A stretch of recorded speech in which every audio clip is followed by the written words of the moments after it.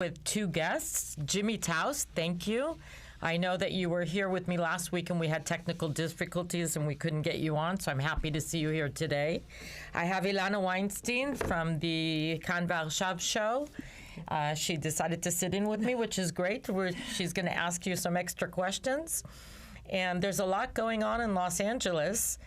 And you're very articulate and have a good way of explaining things that I really like for the audience to hear. What is your take on how rapidly anti-Semitism has grown? And I'm going to explain, meaning I know it's always been there, but kind of hidden. Now they're feeling comfortable to just come out and be complete, out there. What is your take on that? Yeah. So I think that it's more complicated than a lot of people want to address. Okay. And I think we have to discuss it almost in two different forms of anti-Semitism.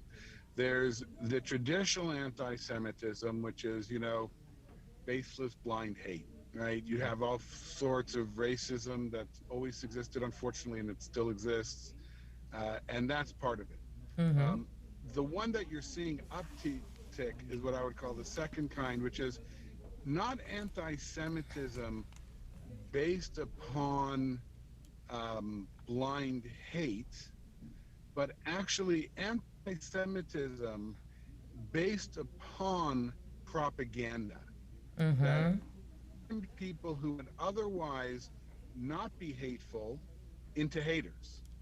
And I think that second kind is far more dangerous, because the first one, we know who we're talking about: traditional fascism, neo-Nazis, white supremacists, right? Mm-hmm. That type of group. The one that you're seeing the uprising is Mm-hmm. in the people who actually believe they're doing good. And that's the scary one, because it's based upon a whole slew of misinformation that, by the way, has been a long process being done by those other anti-Semites, right? This is part of the process that you're seeing with UNRWA and the UN, and trying to consistently paint Israel in a certain light, and then paint Jews in that light along with it. So people who would otherwise be well-intentioned are now coming out with very anti-Semitic thoughts and statements, including I know. So it's actually a lot harder to deal with, and frankly, much more scary. What is your take on the approach? How should we start to deal with this or teach our children? Well, the first way is information and fundamental just teaching about who we are. And I'll start with our own kids rather than the outsiders, because it's got to start from within.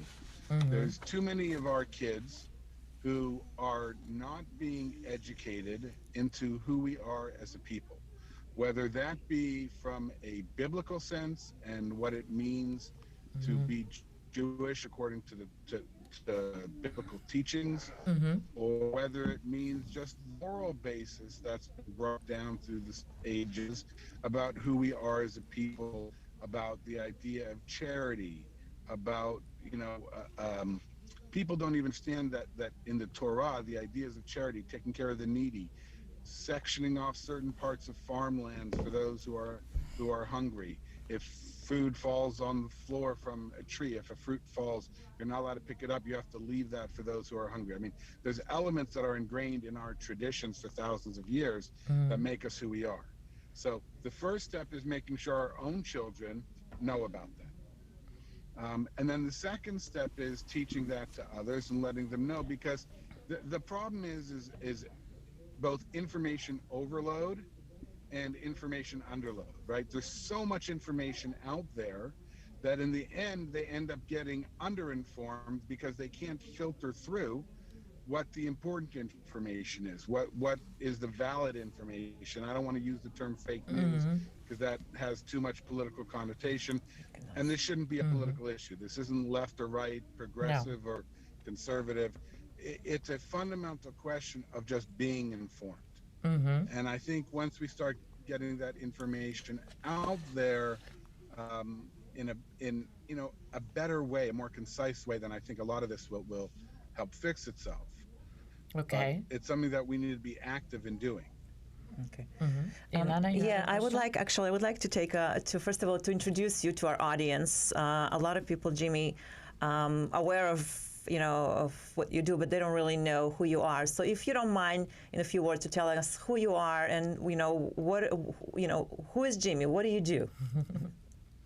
So, who is Jimmy? I'll start with Jimmy is the father of a 13-year-old daughter. He is the husband of a wife for 20 years. I'm the sibling of 3 siblings and the child of my parents. Then from there, that ties into everything else of who I am. I'm an attorney. I've been practicing for over 20 years. I've been involved in Jewish youth groups and helping to educate Jewish youth since I was a youth myself, 14 years old, and have been involved with a lot of different elements, both through the Jewish Federation and working in Israel and working here with kids. Okay, thank you very much. So you are an authority on the Jewish life in Los Angeles and the United States. I would consider myself an authority on a lot of it. I don't want to pitch myself as something I'm not. I've been very involved in the community. I know a lot of people, and I've been doing this for a very long time.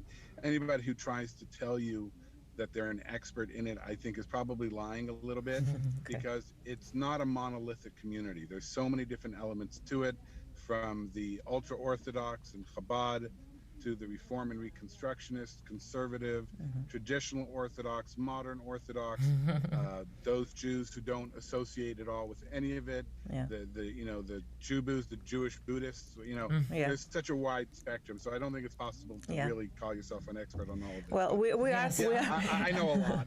yeah. Well, Yes. Jewish people are colorful people. We come in all types and colors and affiliations. But the bottom line is that right now we have a common denominator, and there is being a form of hatred being built up against us, which is unfortunate, and there is no basis to this whatsoever. So as someone out there teaching us how to face that, what do you suggest? And you said it starts at, we just had finished conversation with Dr. Hillel Newman, our Consul General for Israel, and he suggested that to start educating children at home and start teaching our children the language that they need to use out there to basically shield themselves from this nonsense that people are, all those lies that are out there about Jews. So, do you have, do you agree to that, and do you have any suggestion in addition to that? Sure. Yeah. So for sure, I would say that starts at home, and you need to make sure your kids understand who we are as a people, and I think it fundamentally starts this way. I try. That's where I started out. When you ask me who I am, I'm a father first, right? That's where it starts. Because if I am not demonstrating at home to my child that I'm showing her a loving environment, I care, and I'm also educated and informed myself, then I can't convince her to do the same. And if I can show her at home that, I'm a loving father, I behave this way in the home and I behave this way out of the home. So when I'm accused of things, if somebody says, oh, there goes another greedy Jewish lawyer, well, she knows who I am and she knows where she comes from. Now, you can extrapolate that on a bigger picture. I know from my studying, from learning about Judaism, from learning about the Jewish people, the history of the state of Israel, the modern state, the ancient state, I know who we are. I know we're not perfect. Nobody is. But I know who we are, and I know that when I hear new information, I can filter that through the lens of, okay, I know who we are. Let me dig and do deeper diligence to find out what's going on. So I'll use a good example of that from recent days, and maybe this can actually directly help people. So obviously in recent weeks with the war in Israel and between Hamas and Israel, a lot came up about Sheikh Jarrah, right? And the quote unquote removals. Now I heard about that, and I'll be honest, I had some familiarity with it before, but I didn't know in depth about it. There's no way I could know everything about everything.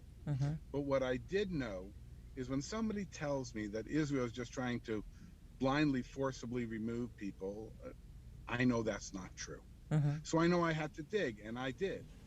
Right. So what I started researching and finding out about is about Kever Shimon HaTzadik, which is the tomb of Simon the Wise.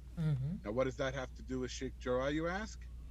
Yes. The Sheikh Jarrah neighborhood is actually, before it ever was Sheikh Jarrah, was purchased by the followers of Simon HaTzadik, who was one of the prophets, one of the biblical prophets. And they purchased that land and the 40 dunim, 40 acres around it. And that became Sheikh Jarrah. So let's start with who's the indigenous people there and who owns what. Right? As soon as you allow them to start the conversation about Sheikh Jarrah versus Kever Shimon HaTzadik, you've already lost the battle because it's the wrong battlefield. But if you're educated about it, if you know, like I did, that there's no way that the Israeli government is just randomly moving people, then you can dig deeper and you can find out what's really going on. And if we teach our kids that we are an ethical people, Israel is an ethical country, when you hear facts, learn how to research more and filter those facts so that you can actually get facts, not the propaganda. Which is uses emotional techniques, emotional terrorism to build up the hatred. What is your opinion on the fact that some people aren't fortunate enough, some children are not fortunate enough to have homes that maybe teach them this or show them this or sent them to Jewish schools, and now they're on college campuses fighting a battle that they themselves don't really know about too much, and unfortunately they fall into the wrong side. How do you save those kids, so to speak, or help them? So you know, here's the thing. That's part of that second group I was talking about, you know, the modern anti-Semitism that you're seeing. People with good intentions who just don't know the facts. Right. And fundamentally, there are certain things you can try to do to show them the history, convince them of the facts. But you have to understand it's an uphill battle.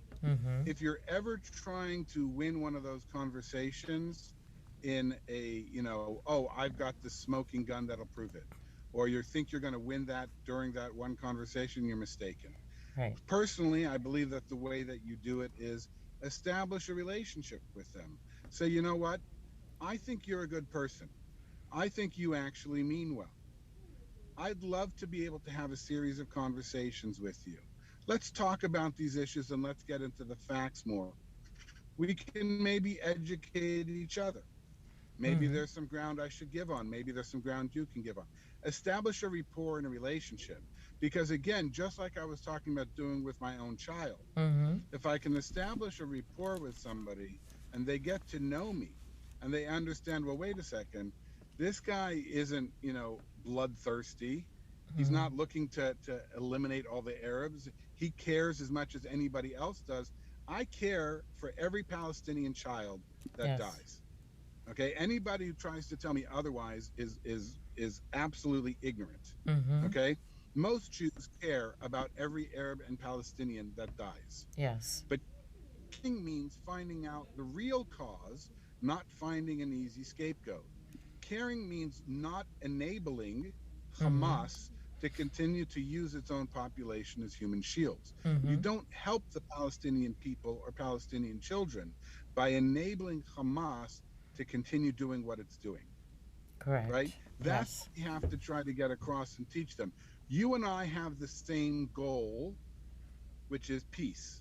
You and I have the same goal, not seeing another Jewish child or another Palestinian child die. Right? We have that goal in common. Now let's have a real conversation about facts. And the problem is most of them, they can't get past that part because they don't actually have the facts, which gives you the opportunity to educate them. Start the dialogue, start a personal rapport. You know, we tend to look at people as us versus them. And you know, I look at people who don't see it the way I do, and I'm always trying to say, okay, how can I have a conversation with them? Can I maybe invite them for coffee? Can I invite them over for dinner? Let's have an intelligent, peaceful conversation about it. Because as soon as we acknowledge that we have the same goals, then we're working towards something together. And I firmly believe that if we can get the actual facts out during that conversation, most people will end up seeing it the way I do. If you base it upon a lack of facts, you're going to see it a different way. So, but again, I do believe it's about relationships, whether it's me and my daughter, me and my friends, me and a stranger I meet on the street. It's not about yelling at him and calling him, Right. an anti-Semitic whatever. That's not going to get you anywhere. Correct. And there's a lot of heated up conversations now amongst people, and a lot of the young adults are getting angry, and I don't also agree with that. I don't think that they should. And instead of, like you said, explaining themselves and getting to facts and speaking, everybody's yelling at everyone. And in the end, you're either going to have a fight or accomplish nothing by it. Just trying to prove to yourself that we were right to begin with. You act this way and that kind of thing. You said that you have a 13-year-old daughter. And how do you feel today when she goes to school if all of the sudden people will come and bully her because she's Jewish? How do you recommend that parents tell their kids? Because at that point, she can't stand and start to explain herself. She has to defend herself. Right. So there's a couple things there. First of all, I mean, for me, it's a little different. I send my kid to a private Jewish Right, school, but I'm talking so in that's general. not as much of a Yes. concern, but she is out there in the public. But here's the thing: if I were to tell you that my kid is going to start driving, I gave her the keys to the car and I put her in the car, you would say, well, did you give her any lessons first? Right? Right. You're asking me what happens when they go out there and now she's facing anti-Semitism and she doesn't know how to drive the car. Right. You have to start that education before they're being challenged with it. The teaching kids right now about Sheikh Al Jarrah, what I just talked about, that this is really nothing more than an eviction case and a property dispute that, by the way, has been going through the courts for 10 years, right? Right. Teaching them about that now, it's too late. Because people are already locked into an emotional position in quote unquote taking sides. I'm pro-Israel, I'm pro-Palestinian, you're anti-Israel, you're anti-Palestinian, whatever it may be. People are already locked into that position and it's too late to try to educate them then. So the education, whether it be with my own daughter or anywhere else, has to start before that. And then again, I try to raise my daughter to be a good person. And again, if she's out in public and she sees people who know she's Jewish, hopefully first they see her as the person we've raised, right? So that when she comes back and says, you're accusing me of being violent, and she's a pacifist. How are you going to accuse her of being a bad person and violent? Well, no, it's your parents. Well, no, my parents raised me to be this way, right? It all comes back to first they have to have a solid core foundation about who they are individually, and who they are as a family and the greater family of being part of the Jewish people. Now that being said, that sounds nice and fine and dandy, but the real world is also, she's going to get out there and there are people who are just going to flat out call her anti-Semitic names. Some will be because they hate her because she's Jewish. They're the first type of anti-Semites. Some will be because they think Israel's an apartheid state. And, part of that is knowing who you're talking to.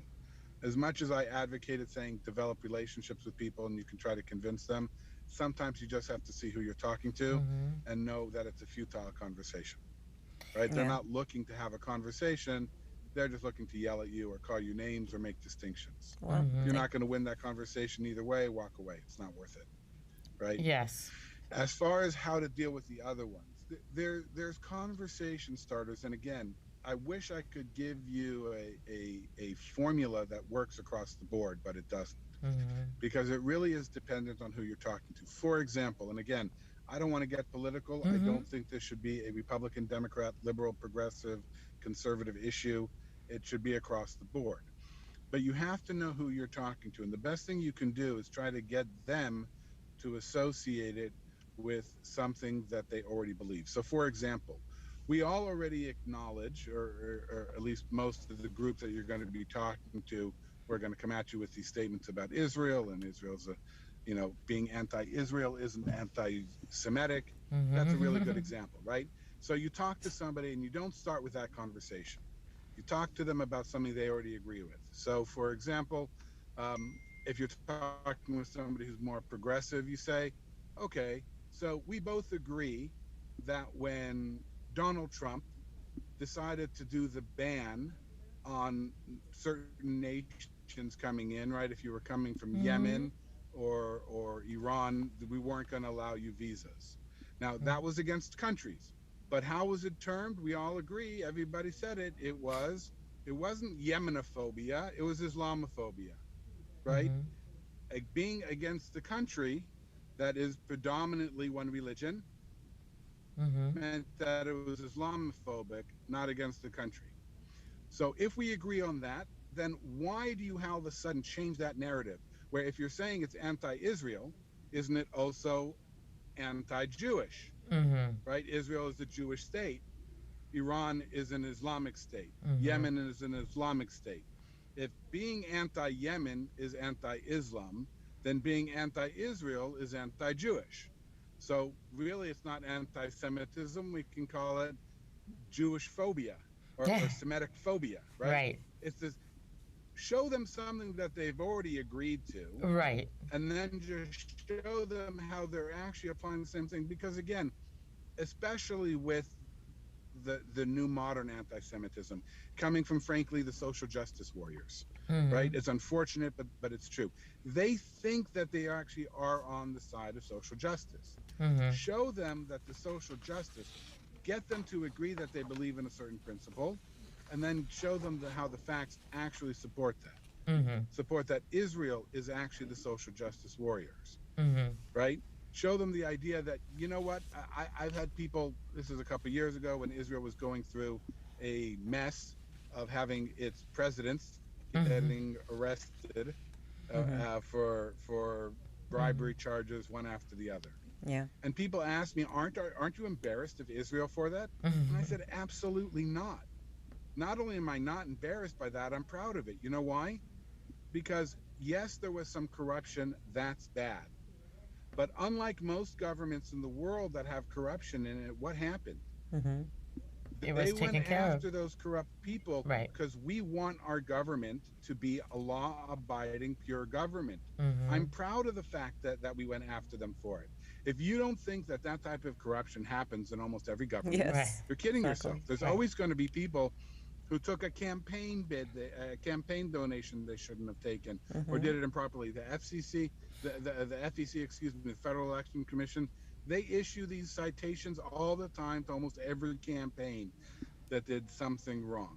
That's not something to be embarrassed of. That's something to be proud of. We have a system of checks and balances, and I'm proud of that fact. Right. You can always take the narrative and show them, if they're willing to listen, that this is about a good thing, right? It's not about Israel being bad. And all that stems from the basic fundamental Jewish ideals of who we are as a people that have developed over 5,000 years, right? 2,000 Nicely of which being said. in the diaspora. Very nicely said. That's why you're here. You're very articulate and know how to explain it properly. What is your opinion about what happened to us the other day? Not to us, but it is to us at the Grove, where people were shopping, spending their day, quietly, and all of a sudden there was a hate rally coming in. I'm not going to repeat the things that were said there, but they were very bad. No. So again, first of all, as much as I don't downplay it, because it's important to really recognize that it is on the rise and how scary that is. There's psychologists have talked about it. They've been talking about it for years. It became very prominent here in LA after the Rodney King riots. Okay. There's something called a mob mentality, right? And when too many people get together and start feeding off of one another and their emotions, tend to get carried away and stupid. Right. Now, there will always be most of the people showing up at these rallies in support of the Palestinians. Okay, they aren't people who would come out and start making racial slurs like that or attacking Jews like that, many of them, again, they actually believe they're on the right side, they're supporting social justice, right? Right. So I want to make sure not to conflate the two, because they are different and they have to be dealt with differently. Now, there are other ones, more like what happened at the in the Beverly Grove area with the sushi restaurant Yes. that happened, that those were people who were looking for trouble. Yes. Those weren't good people who just got carried away. They were driving around looking for somebody to attack. Correct. And 3 of them have been arrested so far. I'm eagerly waiting to see what crimes they're prosecuted with. But that's a different story. And I hate to put it this way, because most of what I've been saying to you until now has been on a very intellectual level, I will say, trying to talk to people. Forgive me. It's okay. But I will say this. I unfortunately do believe that as Jews, whether in the diaspora, in Israel, or anywhere else, we need to learn to defend ourselves. And that means both intellectually and physically.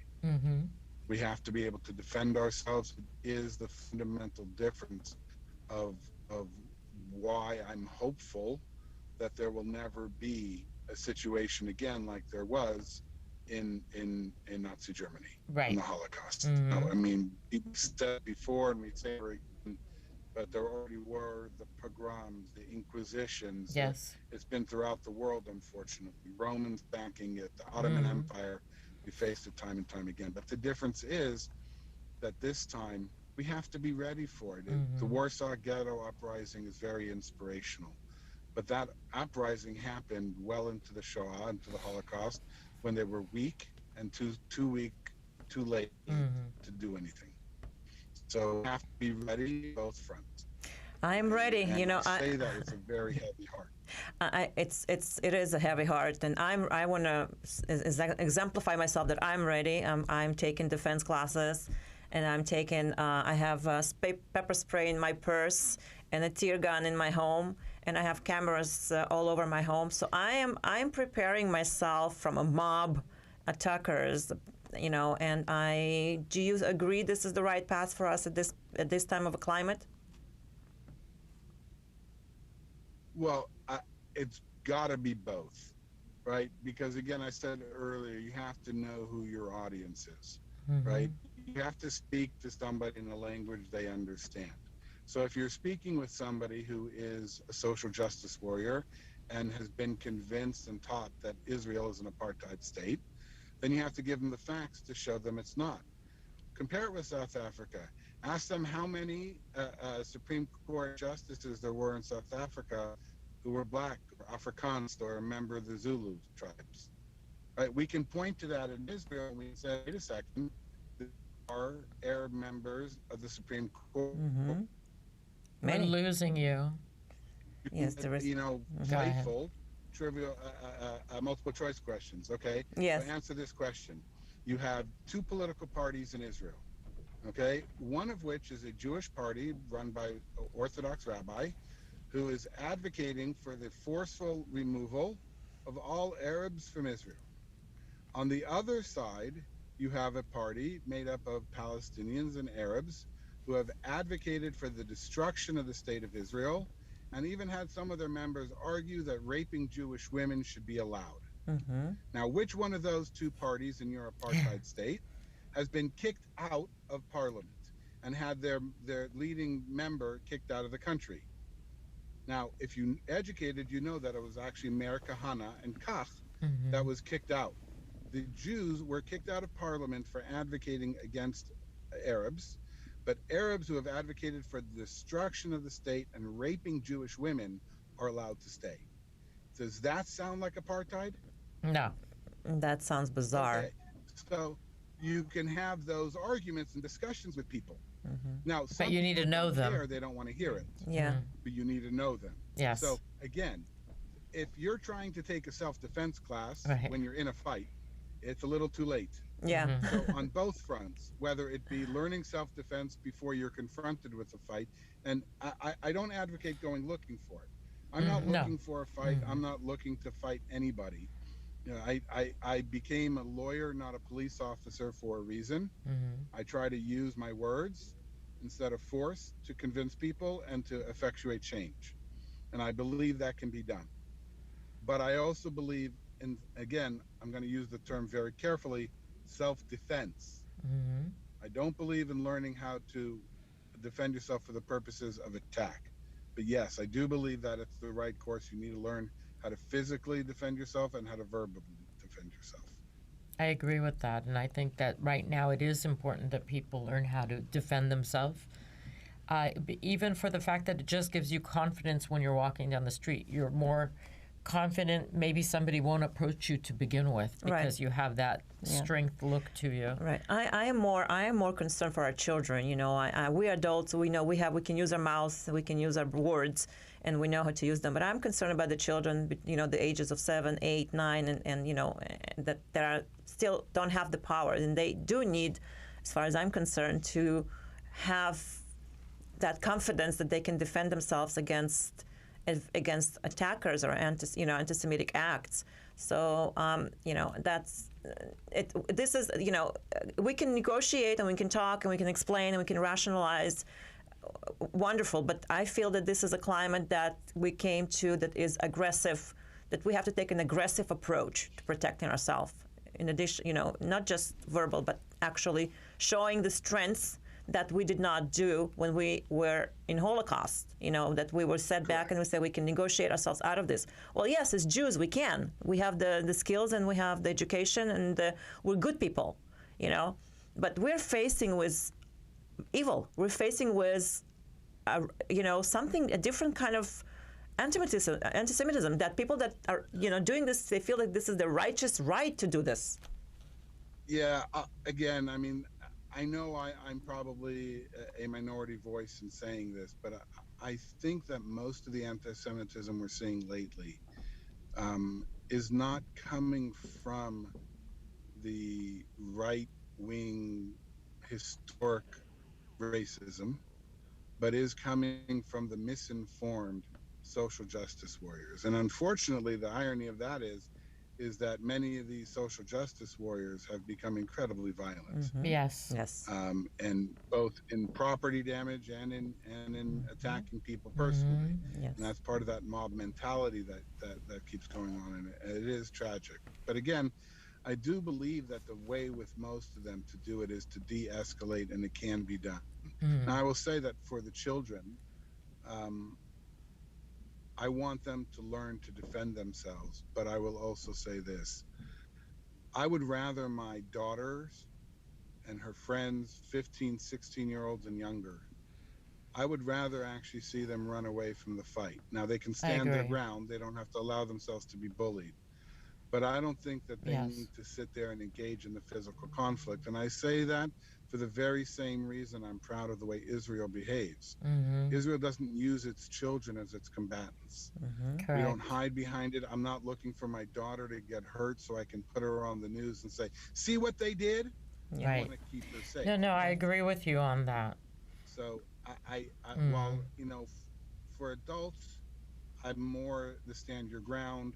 I will say I had people I know, even family, when there were the rallies 2 weeks ago in front of the Federal Building and in Beverly Hills Garden, were like, you can't go to that. What if something happens?